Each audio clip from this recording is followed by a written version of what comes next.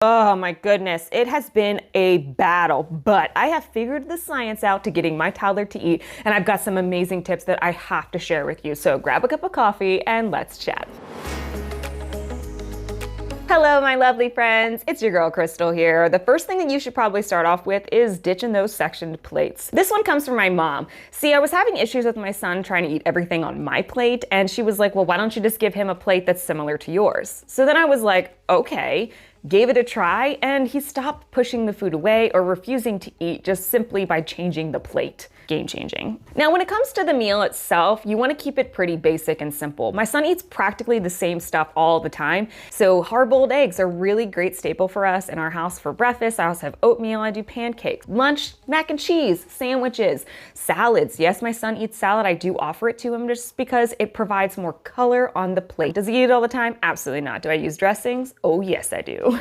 And then when it comes to dinner itself, I don't make a special meal. He eats exactly what my husband and I eat. Just make them what you eat. Just cut it up in smaller portions or limit the spices that you use and just add a little bit of spice to mom and dad's plate later on. That will hopefully encourage them to eat the same things that you are, because if you're eating it, they're going to want to eat it too. It also decreases the expectation that I'm here as his resident chef to make him whatever he wants whenever he wants, because that's not how that works, okay? When there's meal plans that need to be executed to help us save money, I don't have time nor the funds to be able to provide my son with like a special meal every single night. So after implementing the first two tips, I thought I had it down, right? Like, all right, I am the queen, the master of feeding my child. And then all of a sudden he starts pushing his food away again. And I'm like, okay. So in this search for new tips and tricks to try, I found this one from pediatric.dietitian. She says by offering less and allowing your child to ask for more helps stir their independence and also make mealtime less overwhelming.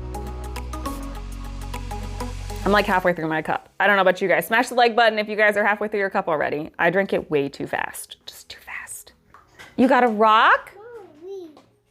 And a leaf? Let me see. Oh, you ripped the leaf up. Ooh, pieces. Fun. Okay, bye.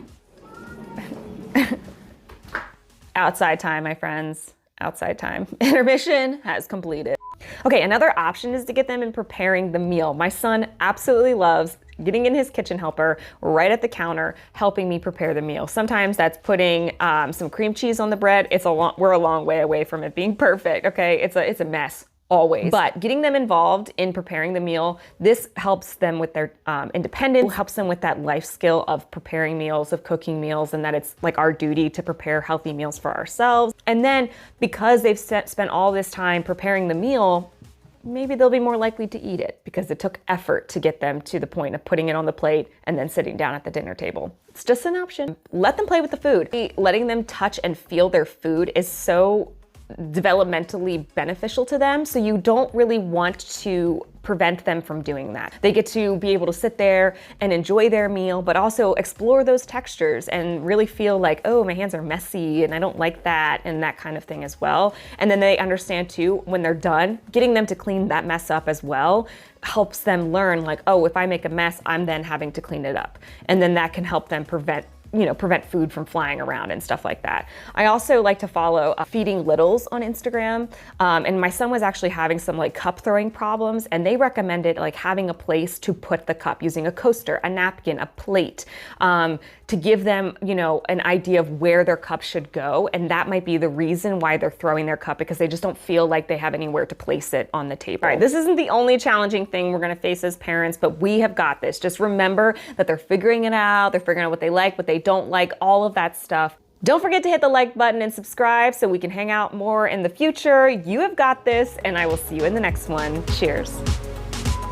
Oh my gosh, my son was eating ranch dressing on his oatmeal for a while because my husband was like, well, he likes ranch dressing, so I'm gonna put it on everything. And I was like, I mean, he's eating, so I can't be mad about it, but like ranch dressing on oatmeal, I can't imagine, I don't wanna try it. If someone tries it, comment down below.